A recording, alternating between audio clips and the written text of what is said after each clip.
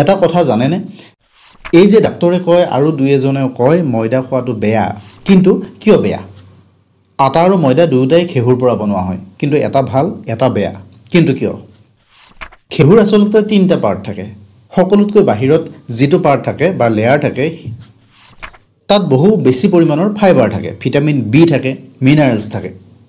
আৰু তাৰ পিছত যিটো লেয়াৰ থাকে সেই লেয়াৰটোত থাকে ষ্টাৰ্চ, কাৰ্বহাইড্ৰেট আৰু প্ৰটিন। আৰু যিটো লাষ্টৰ লেয়াৰ অৰ্থাৎ যিটো ভিতৰৰ লেয়াৰ তাত থাকে nutrients, vitamin B, vitamin E, healthy fat থাকে।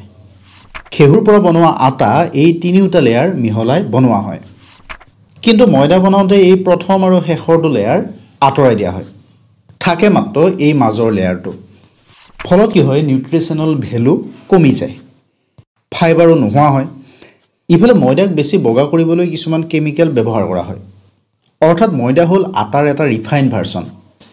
ইফালে ময়দা খালে ই সোনকালে চুগাৰলৈ পৰিৱৰ্তন হয়।